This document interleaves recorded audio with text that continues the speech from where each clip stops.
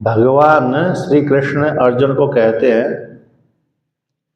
कि जो साधक अथवा साधिका मुझे वासुदेव को सारे कर्मों को त्याग कर देता है, मुझ वासुदेव में सारे कर्मों को त्याग करके मेरे ही प्राण रहता है और मेरा ही निरंतर चिंतन करता रहता है, मुझको ध्यान करते रहते, मेरी उपासना करता है, तो फिर बदले में मैं क्या करता हूँ?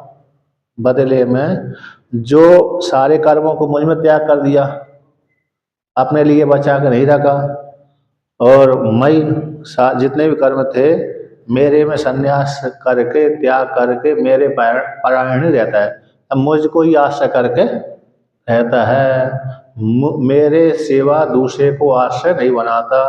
रक्षक मत परा का अर्थ परायण, आश्रय, यानी जैसे स्त्री अपने पति को रक्षक मानती है ना, उसी प्रकार से भक्त भी अपने भगवान को रक्षक मानता है। और जो भगवान का भक्त नहीं बना है वो कभी इसका रक्षक, कभी उसका रक्षक, कभी इस भगवान को रक्षक बना लेता है, कभी दूसरे भगवान को रक्षक बना लेता है, कभी तीसरे भगवान को रक्षक बना लेता है, कभी सामान्य मनुष्यों को रक्षक बना लेता है। तो उनके रक्षक कई हो जाते हैं।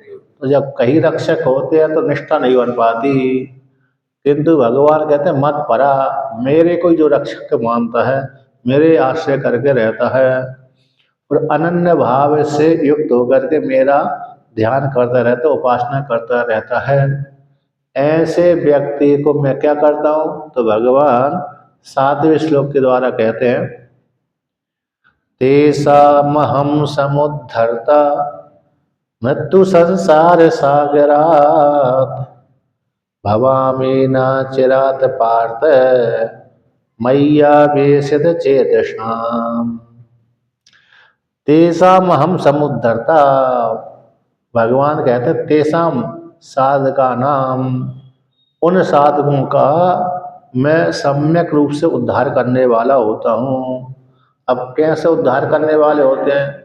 व्यक्ति के कई प्रकार से उद्धार होते हैं, तो भगवान कहते हैं मैं उद्धार करने वाला होता हूँ। कहाँ से उद्धार करते हैं?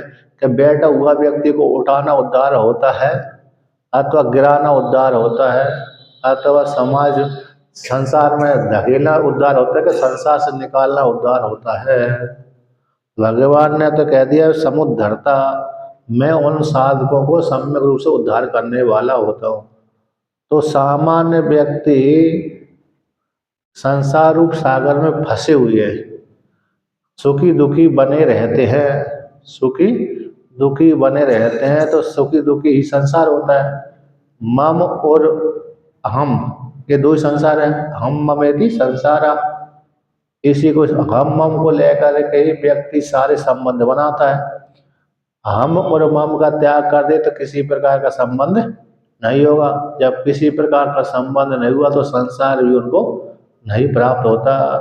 किंतु जब व्यक्ति हम और मम का अभिमान ज़्यादा कर लेता है, तो हम मम का अभिमान ज़्यादा होने से फिर संबंध भी और दूर से बन जाते हैं। जब दूसरे संबंध बन गए तो सुख दुख भी होते रहते हैं, है ना। तो सुख दुख हो गए तो संसार रूप फल की प्राप्ति हो जाती है। तो भगवान कहते हैं मैं उसको मृत्यु संसार सागरात है, मृत्यु रूप जो संसार है, जन्म मरण रूप जो संसार है, ऐसे वो संसार ही सागर है। जन्मना मरना रूप जो संसार है, सुख दुख वाला जो संसार है, वो संसार ही कैसे सागर के जैसा है, उसको पार करना बड़ा कठिन है। ऐसे संसार सागर से मैं उद्धार कर देता हूँ, अर्थात निकाल देता हूँ, उस पार ले जाता हूँ। जैसे नदी में नौका साधक नदी के पार जाने वाले व्यक्ति को उस पार ले जाती है। नदी में खड़ी हुई नौका है और नौका से व्यक्ति इस पार से उस पार चले जाता है, इस तट से उस तट को चला जाता है। तो जैसे नौका व्यक्ति को दूसरी पार पहुंचा देती है, उसी प्रकार से भगवान भी नौका बन करके साधक को संसार रूप सागर से पार पहुंचा देते हैं। तो संसार रूप सागर का मतलब जैसे नौका व्यक्ति को ले जाती, कैसे ले जाता है साथ भगवान, ऐसा तो नहीं ले जाता है, लेकिन ज्ञान प्रदान कर देता है। क्या कर देता है? ज्ञान रूप नौका साधक के हृदय में उत्पन्न कर देता है। तो ज्ञान रूप नौका के द्वारा साधक अपने आप को ब्रह्म जान लेता है, उसी पे ही आरूढ़ होकर के अपने को मानता मैं ब्रह्म हूँ। यही संसार सागर से पार होना कहलाता है, और कोई दूसरा पार होना कोई नहीं है। अपने को कर्ता भोक्ता ना मानना, सुखी दुखी ना मानना, जन्मने वाला मरने वाला ना मानना, यही संसार सागर से पार होना है। कहते हैं एक जन्म में भगवान करते हैं कि 2 जन्म में, कि 10 जन्म में, कि 20 जन्म में, और भगवान उद्धार करने वाले हैं संसार सागर से। भगवान ने प्रतिज्ञा तो कर दी, जो साधक मेरी उपासना निरंतर चिंतन करता रहता है, मेरी उपासना करता रहता है और सारे कर्मों को मुझ ईश्वर में ही अर्पण कर देता है, मैं उसको संसार सागर से पार पहुंचा देता हूँ। अब समझ प्रश्न बनता है कि भाई इसी जन्म में पार पहुंचाओगे कि अगले जन्म में, अथवा कई हजार वर्ष जन्म, कई हजार जन्म व्यतीत होने के बाद पहुंचाओगे। जैसे कभी एक बार है ना, इनका ध्रुव जी को भगवान विष्णु ने पाँच महीने में ही दर्शन दे दिए, और 5 वर्ष की अवस्था में दर्शन दे दिए। तो भक्तों ने सुना, ऋषियों ने सुना कि भगवान विष्णु ने एक 5 वर्ष के बालक को 5 महीने में दर्शन दे दिया। तो बहुत से ऋषियों ने पक्षपात दोष लगा दिया भगवान के ऊपर, तो भगवान है पक्षपाती। कैसे है? पक्षपाती, क्योंकि एक छोटा सा बालक है, उसको 5 वर्ष का अकेला बालक और 5 महीने में उन्होंने दर्शन दे दिया, और हमने 10-20 साल, 1000 वर्ष, 2000 वर्ष, कई हजार वर्ष तक तपस्या करते हुए आ रहे हैं, और अपने पराय का सबका त्याग कर दिया, फिर भी भगवान हमको दर्शन नहीं दे रहे। ऐसे कैसे भगवान? ये भगवान तो पक्षपात करता है हमारे साथ। एक बालक को जल्दी दर्शन दे रहा है और हम लोगों को दर्शन दे नहीं रहा, हम ऐसे भगवान का भजन ही नहीं करेंगे। और सारे ऋषियों, बहुत से ऋषियों ने भजन करना छोड़ दिया, बंद कर दिया। भगवान को चिंता हुई, भगवान ने कहा ये कैसे होगा, उल्टा हो गया, ये कैसा है, उल्टी घड़ी चल गई, चलने चाहिए थी सीधी, घूमने चाहिए थी, लेकिन घूमने लगी उल्टी। कभी कभी घड़ी उल्टी घूम जाती है ना, कभी कभी घूम जाती है, अधिकतर तो घड़ी सीधी चलती है, लेकिन कभी कभी घड़ी उल्टी भी चल जाती है। तो भगवान ने सोचा ये तो उल्टी घड़ी चल गई, तो भगवान ने उन ऋषियों के पास में कोई ऋषि बन करके गए, कोई साधु बन करके ऋषि बन कर गए, और कहा कि हरे ऋषिगणों कि आप भजन पूजन ध्यान साधना नहीं करते?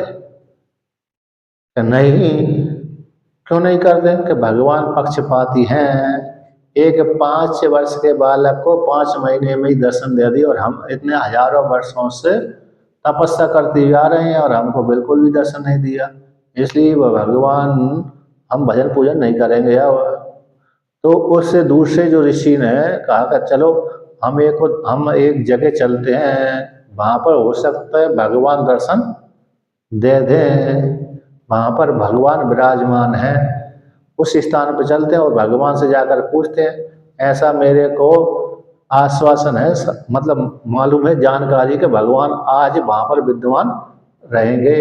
जैसे नर नारायण है ना, नर नारायण के विषय में आते तो बद्रीनाथ में रहते हैं, तो सतयुग में नर नारायण प्रत्यक्ष ही दिखते हैं। सतयुग में नर और नारायण हर ऋषि को प्रत्यक्ष ही दिखते हैं, क्योंकि धर्म के पुत्र हैं। तो धर्म के पुत्र हैं तो धर्म की पत्नी से पैदा हुए थे, तो वो प्रत्यक्ष खेलते बोलते तपस्या वहीं करते रहते थे, तो लोग वागों को दर्शन देते रहते थे सतयुग में। त्रेता युग आया तो अदृश्य होने लगे, वही त्रेता युग आ गया, वो तो नर नारायण दोनों कैसे हो गए, अदृश्य हो गए, फिर दिखना कठिन हो गया लोगों को। और द्वापर युग में तो दिखना ही कठिन हो गया, और कल युग में तो कहना ही क्या है कि नहीं। तो उन्होंने कहा, एक ऋषि ने कहा देखो वहाँ पर विराजमान है भगवान, चलो वहीं पर चलते हैं, पूछते हैं। तो सारे ऋषियों को बुला करके अपने साथ ले गए, एक पर्वत के ऊपर ले गए, एक जगह पर वहाँ पर ले गए, तो वहाँ पर एक हड्डियों का ढेर था, हड्डियों का ढेर। तो कहा देखो हड्डियों का ढेर है, तो कुछ ऋषियों ने पूछा ये हड्डियों का ढेर कहाँ से लगा हुआ है, किसका लगा है? कोई राक्षस ने तो मांस खा खा करके यहाँ पर हड्डी का ढेर नहीं लगा दिया? पहले कभी कभी होता था, जैसे राक्षस भी मनुष्यों को अथवा जानवर को अथवा अन्य को, ऋषि गणों को आदि आदि को मार करके खा जाते थे और हड्डियां एक जगह फेंकते रहते थे।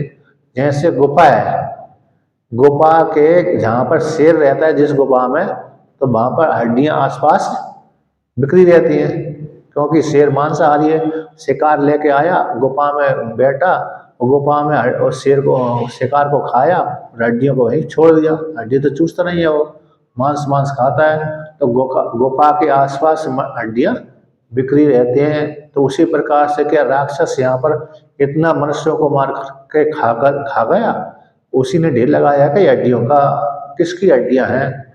ऐसा अन्य बहुत से ऋषियों ने एक से पूछा कि भाई देखो ये, उस ऋषि ने उत्तर दिया कि देखो ये हड्डियां राक्षस के द्वारा खाई नहीं गई हैं, बल्कि जिस 5 वर्ष के बालक है जो ध्रुव था उसकी हड्डियां हैं।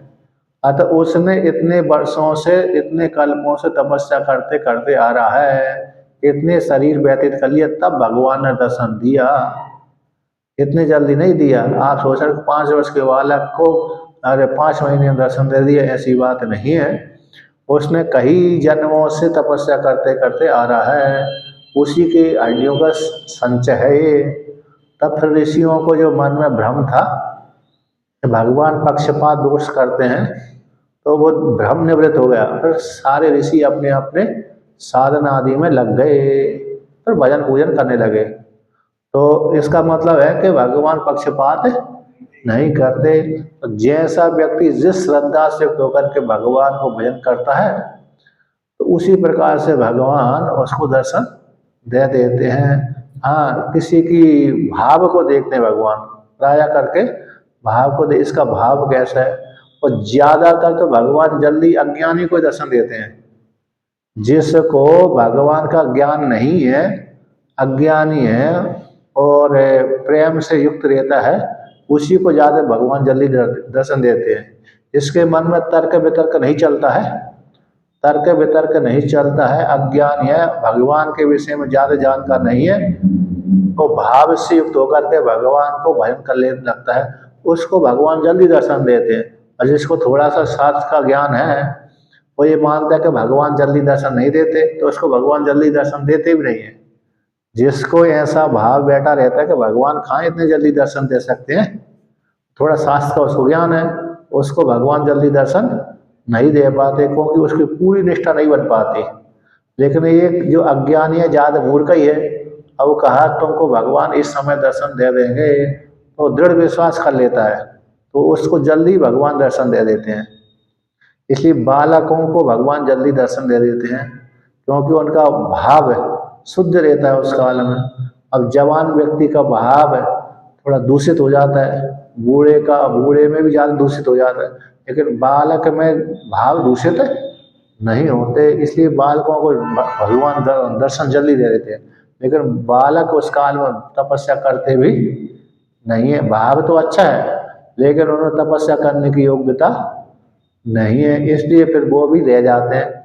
और वृद्धावस्था में तपस्या करने की योग्यता, जवानी में तपस्या करने की योग्यता है, लेकिन भाव अच्छे नहीं है, तो जल्दी दर्शन नहीं ले पाते।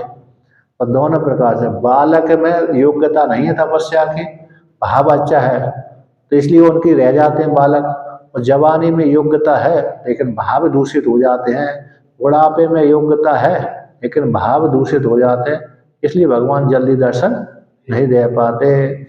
और दूसरे प्रकार से यदि उसने पूर्व जन्मों में खूब तपस्या आदि करी है, तो चाहे बालक हो, चाहे जवान हो, चाहे बुढ़ापा हो, भगवान दर्शन दे ही देते हैं।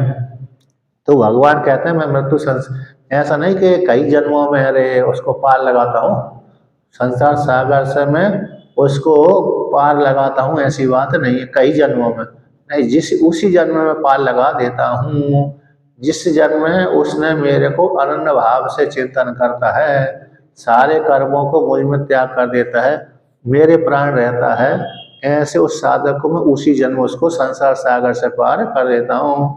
तो कहता है भवामि न चिरात पार्थ मैया मई आवेशित चेतना, मुझ ईश्वर रूप परमात्मा में जिसने अपने मन को लगा दिया, ऐसे व्यक्ति को हे पार्थ मैं शीघ्र ही, चिरात बोलते हैं शीघ्र, शीघ्र ही न चिरातेन, मतलब चिरात चिर यानी दीर्घ काल में, तो न चिर यानी अचिरात यानी शीघ्र ही, यानी देर नहीं लगाता मैं, देर नहीं लगाता बल्कि शीघ्र ही मैं क्या कर देता हूँ, यानी उसको संसार सागर से पार कर देता हूँ।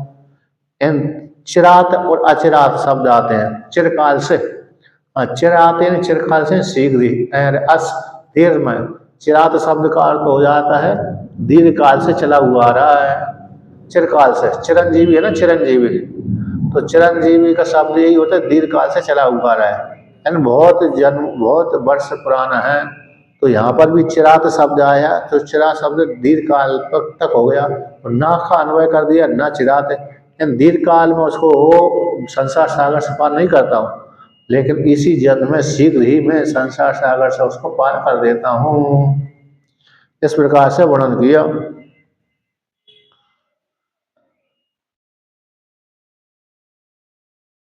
अब जो साधक इस प्रकार से चिंतन करता है उसी को मैं इस प्रकार से क्या करता हूँ, मुक्त कर देता हूँ। उसी को आगे वर्णन करते हैं। मय्येवा मन आदस्व मयि बुद्धि निवेशय निवशिष्यसि मय्येवा अत ऊर्ध्वं न संशयः। भगवान कहते हैं जिस साधक ने मय्येवा मन आदस्व, मुझ ईश्वर रूप परमात्मा ने, परमात्मा में जिसने मन लगा लिया, मयि बुद्धि निवेशया, मन में मुझ में ही बुद्धि को प्रवेश करा दिया, मय्येव निवशिष्यसि, मेरे को आश्रय करके रहता है ना, निवशिष्यसि, और भविष्यत काल में मेरे में बुद्धि लगाएगा, मेरे को आश्रय करके रहेगा। निवशिष्यति, भविष्यत काल में भी मेरे को आश्रय करके रहेगा, निवास करेंगे। अर्थात तुम कहते निवशिष्यसि का अर्थ हो गया तुम मेरे में भविष्यत काल में निवास करोगे, मय्येवा मुझ में ही, अत ऊर्ध्व में संशया। यहाँ पर भगवान कहते हैं मय्येव मन आदस्व, मुझ में ही तुम मन लगाने वाले हो जाओ। आदस्व ये मध्यम पुरुष का वचन है, तो मय्येव मन आदस्व, मेरे में ही तुम मन लगाओ, मयि बुद्धि निवेशया, और मेरे में ही बुद्धि का निवेश कर दो, मन भी मेरे में लगा दो और बुद्धि भी मेरे में लगा दो, और मय्येव निवससि, भविष्यत काल में मेरे को तुम प्राप्त करोगे, निवास करोगे। अत ऊर्ध्व में संशय है, इससे आगे कोई संशय नहीं करना चाहिए, निश्चय कर लेना चाहिए। कभी संशय नहीं होना चाहिए कि मेरे मन लगाने से तुम मुझको प्राप्त नहीं होगे, किसी दूसरे को प्राप्त हो जाओगे, ऐसी बात नहीं है। मुझ ईश्वर रूप परमात्मा में मन लगाने पर, मुझ ईश्वर रूप परमात्मा में बुद्धि लगाने पर मुझको ही प्राप्त होगे भविष्यत काल में, इसमें कोई संशय नहीं है। यहाँ से मरने के पश्चात, कहाँ से, जब शरीर छोड़ करके जाओगे आप, अत ऊर्ध्वम, यहाँ से अभी तक तो मनुष्य योनि में हो तो अलग अलग से जान पड़ रहे हो, क्योंकि भगवान अलग है और हम अलग हैं, भगवान का शरीर अलग है, मेरा शरीर अलग है, तो अभी मनुष्य योनि में तो ऐसा समझ में आ रहा है। लेकिन जब ये शरीर छूट जाएगा, यहाँ मनुष्य शरीर में रहते रहते ज्ञान कर लोगे, तो फिर मेरे कोई शरीर छूटने के पश्चात मुझको ही प्राप्त होगे। यदि ज्ञान नहीं भी हुआ तब भी मेरे मुझ परमात्मा के धाम को, लोक को प्राप्त हो जाओगे। ज्ञान हो गया तो मुझ स्वरूप ही हो जाओगे, और ज्ञान नहीं भी हुआ तो मुझ परमात्मा को प्राप्त तुम हो जाओगे। इसलिए इसमें कोई संशय नहीं। यहाँ से मर करके तुम जहाँ भी जाओगे, तो जहाँ भी जाओगे कहाँ जाओगे, मुझ परमात्मा को ही प्राप्त होगे, इसमें कोई संशय नहीं है। इसलिए मुझ परमात्मा में बुद्धि लगाओ, मुझ परमात्मा में मन लगाओ, मुझ परमात्मा को ही तुम प्राप्त होगे, इसमें कोई संशय नहीं है। अब भगवान कहते हैं कि जो इस प्रकार से मन बुद्धि लगाने में समर्थ नहीं है उसको क्या क्या करना चाहिए। चित्त को लगाने में जो समर्थ नहीं है, हर व्यक्ति मन बुद्धि को परमात्मा में नहीं लगा सकते, मन को एकाग्र नहीं कर सकते। सभी व्यक्तियों में ऐसी योग्यता नहीं होती है, मन को समाहित करने की योग्यता नहीं है। विषय का चिंतन करता रहता है व्यक्ति लेकिन मन स्थिर नहीं हो पाता, तो फिर उसको क्या करना चाहिए। भगवान कहते हैं, उसी को कहते हैं अत चित्तम समाधातुम न शक्नोषि मैस्त्रम अभ्यास योगेन ततो माम इच्छाप्तुम धनंजय। कहते अत चित्तम समाधातुम न शक्नोषि मैस्त्रम, मुझ परमात्मा में, वासुदेव परमात्मा में चित्त को समाहित करने के लिए यदि तुम समर्थ नहीं हो, ऐसे जिसने अभ्यास किया है आत्मा का चिंतन करते करते उसका तो ठीक है, किंतु जो व्यक्ति चित्त को समाहित नहीं कर सकता है, विषय का सेवन करने वाला है, तो वो परमात्मा में मन को नहीं लगा सकता। तो कहते जो यदि तुम मुझ परमात्मा में चित्त को समाहित करने में समर्थ नहीं हो तो फिर क्या करना चाहिए। अभ्यास योग के द्वारा, अभ्यास रूप जो योग है उसके द्वारा हे धनंजय मुझ परमात्मा को प्राप्त करने की इच्छा तुम करो, क्योंकि अभ्यास से व्यक्ति सब कुछ प्राप्त कर सकता है। यदि व्यक्ति ने अभ्यास करना बंद कर देता है तो फिर वस्तु प्राप्त होने वाली वस्तु भी प्राप्त नहीं कर पाता। इसलिए व्यक्ति को यदि कुछ वस्तु चाहिए उसकी प्राप्ति के लिए पुरुषार्थ करते रहना चाहिए। अभ्यास रूप पुरुषार्थ नहीं करता है तो फिर व्यक्ति को उस फल की प्राप्ति नहीं होती, वो वस्तु की प्राप्ति नहीं कर सकता, क्योंकि उसने वस्तु की प्राप्ति के लिए एक दो बार तो प्रयास किए लेकिन बाद में छोड़ दिया, एक दो बार में निराश हो गया, उसके मन में कोई उत्साह नहीं बचा, तो उत्साह नहीं बचा तो फिर उसने त्याग कर दिया। तब त्याग कर दिया साधन को तो फिर परमात्मा प्राप्त नहीं होता। इसलिए भगवान ने कह दिया कि अभ्यास रूप योग के द्वारा मुझ परमात्मा को प्राप्त करने की इच्छा करो, तो अभ्यास के माध्यम से मुझ परमात्मा को प्राप्त कर लेगा। अब भगवान और भी ढीली देते हैं कि जो इस प्रकार से अभ्यास करने में समर्थ नहीं है तो उसको क्या करना चाहिए। भगवान एक घड़ी आदि में पुण्यार तुलसी संगत साधके हरव कोट अपराध। जो एक घड़ी नहीं कर सकते तो एक घड़ी में आधी घड़ी कर लो, आदि में से आधी, एक घड़ी आदि में पुण्याद तुलसी। अब एक घड़ी भी नहीं कर सकता, एक घड़ी कितनी होती है 32 मिनट की, 34 की है, कितने की होते हैं 24 दूनी 48 शायद। हाँ एक मुहूर्त तो होता है 48 मिनट का, 24 मिनट की घड़ी होती है, 24 मिनट की ना, आधी घड़ी 12 मिनट, आधी घड़ी 6 मिनट है। अच्छा एक घड़ी 24 मिनट है, आधी घड़ी 12 मिनट है, आधी में आधी तो 6 मिनट की। और मुहूर्त कितने मिनट का होता है। मुहूर्त 2 घड़ी का एक मुहूर्त होता है, वो कितने का होगा 24 दूनी 48 मिनट का होता है। याम तो 3 घंटे का होता है, एक दिन में 4 याम, एक दिन में 24 घंटे में 8 याम होते हैं।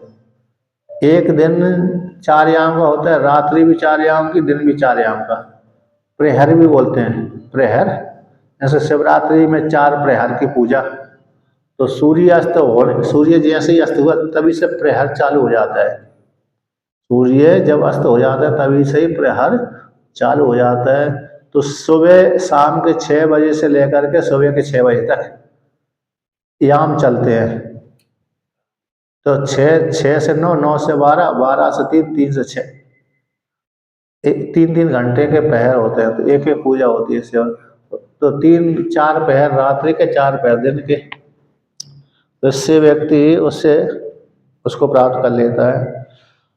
यहाँ पर कहते हैं, उसी को कहते हैं एक घड़ी आदि में बुनियाद। यदि एक घड़ी नहीं कर सकता तो आधी घड़ी भजन करे, आधी घड़ी में भी नहीं कर सकता तो आधी और कर ले, अब इससे भी नहीं कर सकता तो फिर कछ मत करवाएगा नहीं। 6 मिनट भी भजन नहीं कर सकता फिर क्या करेगा। तो उसमें आता है ना, एक आता है श्लोक आता है, वो बोलते हैं अनब, अरे श्लोक आता है, आद्य न वयसी अधीतम, आद्य न वयसी अधीतम, द्वितीय न उपार्जितम धनम, तृतीय न तपस्तप्तम, चतुर्थे चतुर्थे किम करिष्यसि। जिस बालक ने पहली अवस्था में विद्या का अर्जन नहीं किया, तो पहली अवस्था उसने व्यतीत कर दिया खेल कूद में ही। अब दूसरी अवस्था उसकी गृहस्थाश्रम की आ गई, उसने विवाह तो कर लिया, बच्चे ही पैदा कर लिए, लेकिन धन नहीं कमाया, धन नहीं कमाया, और पत्नी पुत्र आदि में ही लगा रहा। जो संपत्ति पिता की थी उसी को गंवाता रहा, स्वयं ने नहीं कमाया। तो आद्य न वयसी अधीतम, द्वितीय न उपार्जितम धनम। अब आ गई बच्चे आदों की शादी कर, विवाह आदि कर दिया बच्चों का, और फिर बूढ़ा भी हो गया, 50 से ऊपर का पहुंच गया। तृतीय न तपस्तम, वानप्रस्थ आश्रम में पहुंच गया, फिर वो वानप्रस्थ आश्रम में आते इंद्रिय कार्य करना बंद कर दिया। जब इंद्रिय कार्य करना बंद कर देती, समझ लो वानप्रस्थ आश्रम में प्रवेश कर जाता है।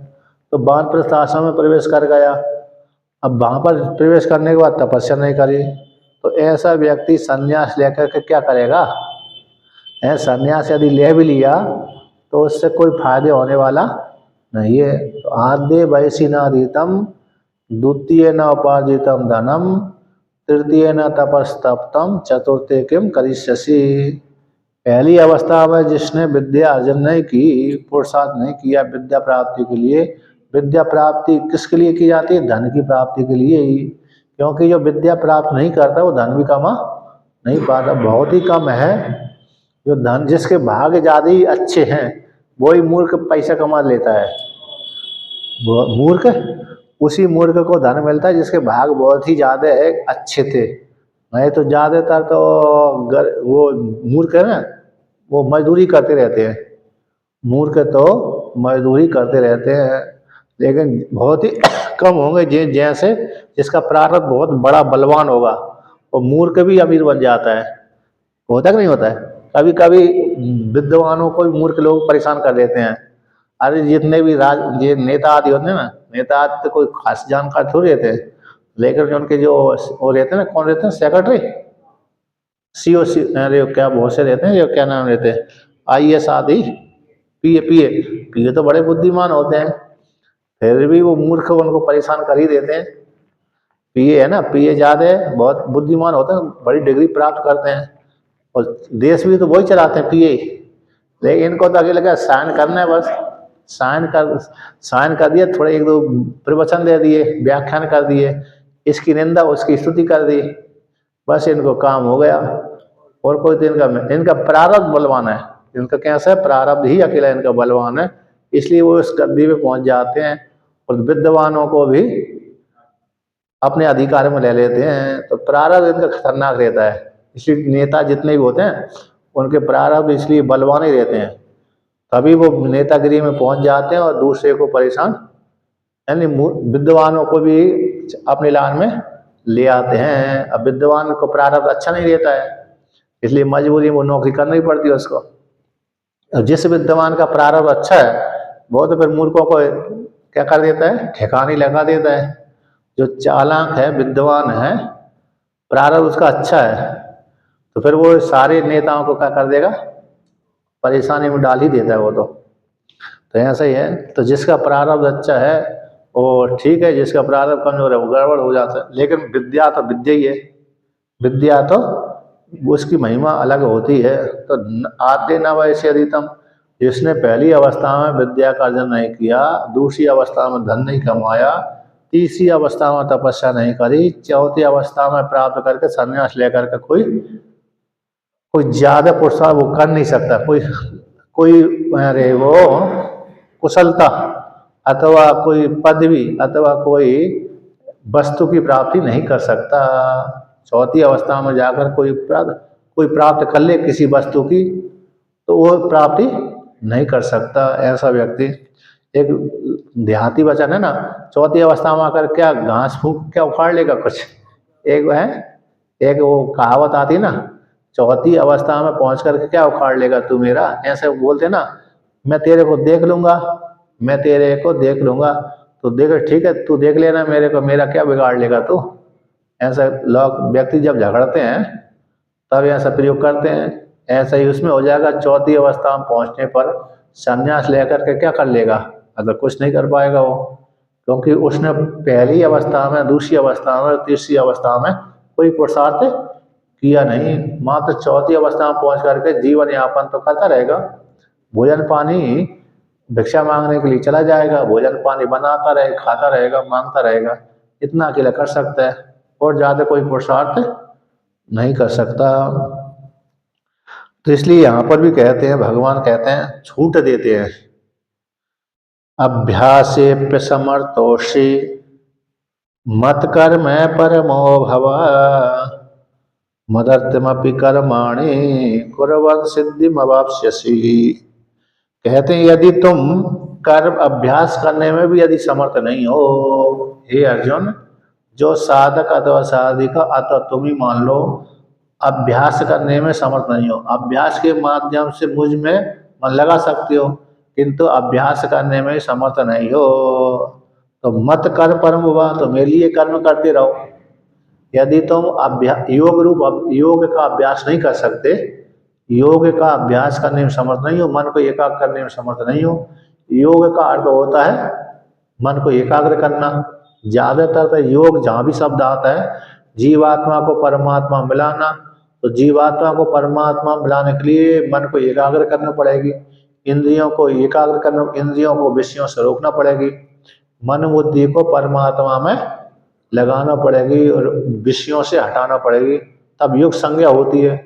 और जो मन बुद्धि को परमात्मा में लगा ही नहीं रहा, संयमन कर ही नहीं रहा, तो योग संज्ञा नहीं होगी।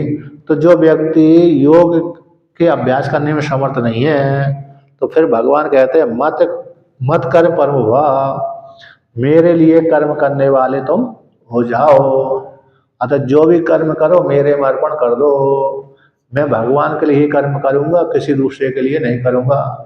जैसे किसी कहीं कहीं ऐसा कहा, कोई राजा, कोई एक कवि था, अब कवि बहुत सुंदर गाता था, कवि बहुत सुंदर गाता था, तो किसी राजा ने सुना कि अमुक कवि बहुत सुंदर गाता है, तो उस राजा ने उस कवि को बुलाया, भाई मेरे लिए कुछ गाओ। तो कवि गाता था भगवान के लिए, कवि गाता था भगवान, दूसरे के लिए नहीं गाता था। तो कवि राजा ने कहा ये भगवान के लिए, भगवान का बहुत भजन गाता है, अच्छी सुंदर सुंदर कविता लिखता है, तो उसने कहा मेरे लिए कुछ बनाकर मेरी प्रशंसा करो, मेरे लिए कुछ गाओ। तो कवि ने कह दिया भाई मैं भगवान को छोड़कर किसी दूसरे को नहीं गाता, भगवान के लिए ही मैं सुनाता हूँ, भगवान के लिए छंद बनाता हूँ और भगवान के लिए छंद बना करके भगवान को ही सुनाता हूँ। मैं मनुष्यों के छंद बना करके मनुष्यों को प्रसन्न नहीं करता, मनुष्यों को मैं नहीं सुनाता। हाँ, मनुष्य सुन सकते हैं मैं भगवान के छंद बनाता हूँ, भगवान को सुनाता हूँ। उस काल में यदि मनुष्य बैठे होंगे तो मैं मनुष्य वो सुन सकते हैं, लेकिन मैं मनुष्यों के छंद बना करके उनकी स्तुति करके उन्हीं को मैं प्रसन्न नहीं करना चाहता मनुष्यों को। इसलिए मैं भगवान के लिए गाता हूँ, ना कि तुम्हारे लिए। मैं तुम्हारे लिए नहीं गाऊंगा, भले तुम राजा हो। ऐसा कहीं कहीं आता है। तो उसी प्रकार से भगवान कहते हैं मत कर्म परमो भवा, मेरे लिए ही कर्म करने वाले हो जाओ तुम, दूसरे के लिए कर्म करने वाले मत हो। मद अर्थम अभी कर्माणि, जो मेरे लिए कर्मों को करता है, ऐसे कर्म करता हुआ व्यक्ति सिद्धि में अवाप्स्यसि, तो वह व्यक्ति सिद्धि को प्राप्त कर लेता है, मोक्ष रूप सिद्धि को अथवा ज्ञान रूप सिद्धि को। ऐसा जो मेरे लिए कर्म करता है, तो भगवान कहते हैं तुम मेरे वो जो सम्यक सिद्धि है, ज्ञान सिद्धि है, सिद्धि शब्द का अर्थ होता है ज्ञान है, ज्ञान रूप सिद्धि की प्राप्ति तुम कर लोगे, ऐसा अर्जुन से भगवान श्री कृष्ण का। यानी कर्म करते करते भी व्यक्ति ज्ञान को प्राप्त हो जाता है, क्योंकि भगवान के लिए ये कर्म करेगा व्यक्ति, तो भगवान के लिए जब कर्म करेगा तो फिर भगवान उसको ददामि बुद्धि योगम, बुद्धि योग प्रदान कर देते हैं। अब बुद्धि योग दे दिया तो फिर व्यक्ति को क्या हो जाएगा, ज्ञान की प्राप्ति हो जाएगी। अब भगवान कहते हैं जो इस प्रकार से मेरे लिए कर्म करने में समर्थ नहीं है उसके लिए और छूट देते हैं। अत ही तदप्य शक्तोषी कर्तुम मद योग माश्रिता सर्व कर्म फल त्यागम ततः कुरु यतात्मवान। मेरे लिए ही मात्र कर्म करने वाले हो जाओ।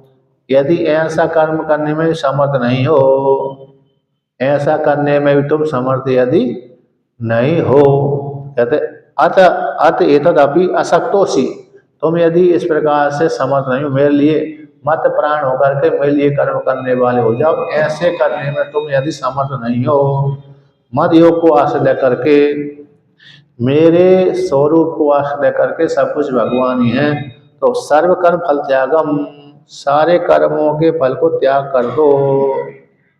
सारे कर्मों के फल का, जो भी कर्म करते हो उसका फल मत लो, जो भी तुम कर्म करते हो उसका फल मत लो, तो संपूर्ण कर्मों के फल को त्याग कर दो। तो जिससे क्या हो जाएगा कि यथार्थवान, मन एकाग्र हो जाएगा। जब संपूर्ण कर्मों के फल को त्याग करने वाले हो जाएंगे सही, तब आपका मन एकाग्र हो जाएगा, आत्मा में स्थित हो जाएगा मन, यानी आत्म संयम हो जाएगा। जब व्यक्ति कर्मों के फल नहीं चाहता है तब भी भगवान क्या करता है, उसको ददामि बुद्धि योग, अपने आप ही बुद्धि योग जैसे सामर्थ्य प्रदान कर देते हैं। तो धीरे धीरे से भगवान क्या करते हैं, ऐसे ऐसे पहले कर्मों का त्याग करो, कर्मों का फल मत चाहो, कर्म करो लेकिन कर्मों का फल मत चाहो, फिर भगवान के लिए कर्म करो।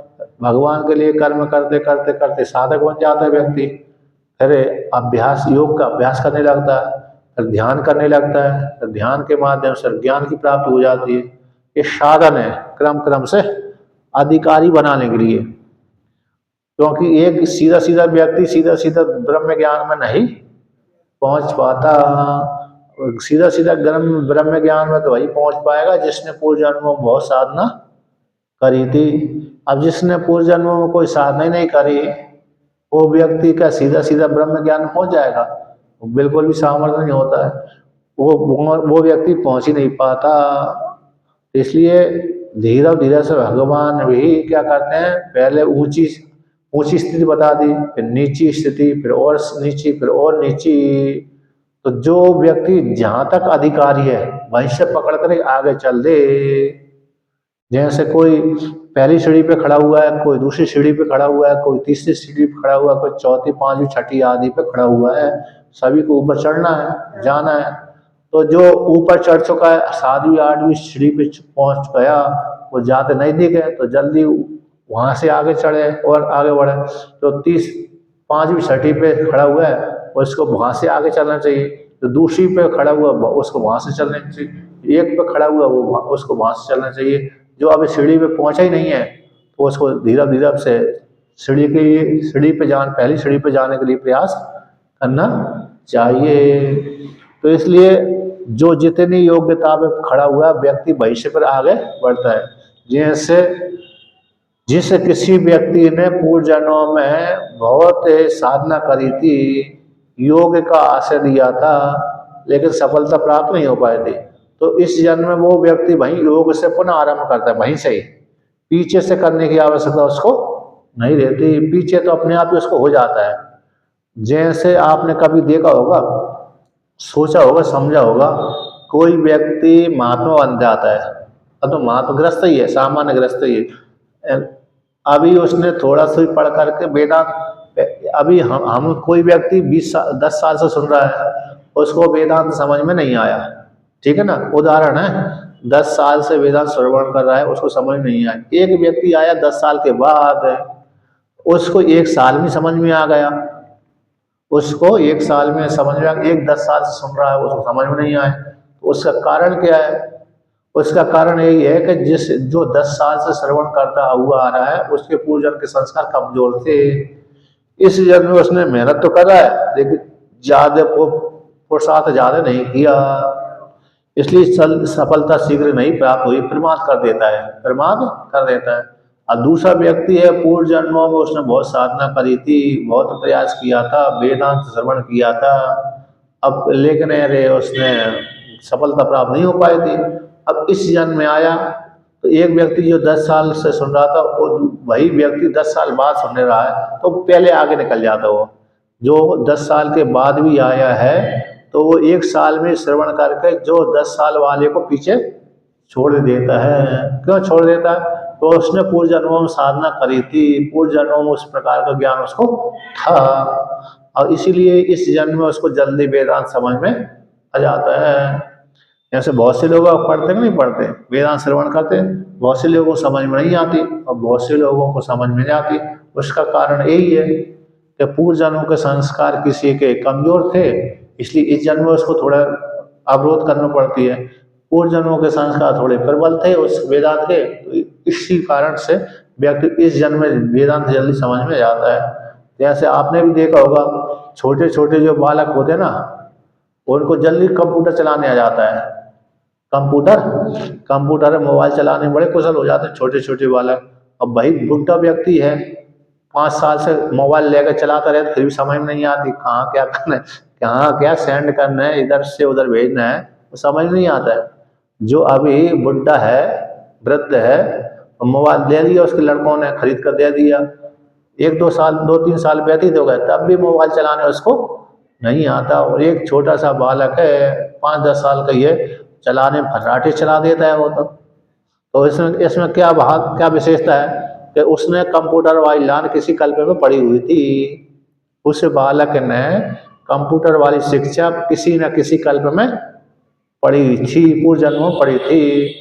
और उस जो वृद्ध व्यक्ति ने पूर्व जन्मों में कंप्यूटर वाली विद्या नहीं पढ़ी थी, इसलिए इस जन्म में चलाता है मोबाइल, समझ में नहीं आता उसको, थोड़ा बहुत देख लेता, दृश्य आदि सुन लेता है, बता दिया है इस बटन को दबाना है, दबा देना है तो आपको ये मिल जाएगा, बस एक बटन दबाने आ जाता है।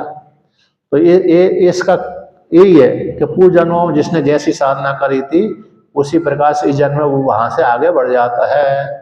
और पूर्व जन्मों में जिसने जहाँ से साधना नहीं करी तो यहाँ पर उसको मेहनत करनी पड़ती है, तो ज्यादा पुरुषार्थ करना पड़ती है, तो देर में समझ में आती है। उसी प्रकार से वेदांत में भी ऐसा है, तो वेदांत पूर्व जन्मों में जिसने जल्दी बहुत पढ़ा था सफलता पूरी प्राप्त नहीं हो पाई थी, इस जन्म में वो उसको क्या करने लगा, पढ़ा और पढ़ते ही थोड़े में समझ जाता है। और जिसने इस जन्म में बहुत से व्यक्ति साधना करते हैं तो पूर्व जन्म में उसने साधना खरीदी थी, इसलिए उसका जन्म इस जन्म में भी साधना में ज्यादा रुचि है। अब जिसने पूर्व जन्मों में योग किया था, योग का अभ्यास किया था, इस जन्म में भी उसको योग के प्रति रुचि पैदा हो जाती है। पूर्व जन्मों से एक संस्कार उसके प्रबल हो जाते हैं। यदि भजन में रुचि हो रही है इस जन्म में तो समझ जाने से पूर्व जन्मों में उसने भजन किया था। पूर्व जन्मों में उसने इस जन्म में साधना में रुचि पैदा हो रही है तो सिद्ध होता है कि उसने पूर्व जन्मों में साधना करी थी। इस जन्म में यदि कोई व्यक्ति योग में ज्यादा प्रवृत्त हो रहा है तो पूर्व जन्मों में उसने योग का अभ्यास किया था। और इस जन्म में यदि ध्यान लगाता है तो सिद्ध होता है कि पूर्व जन्म में उसने ध्यान लगाता था।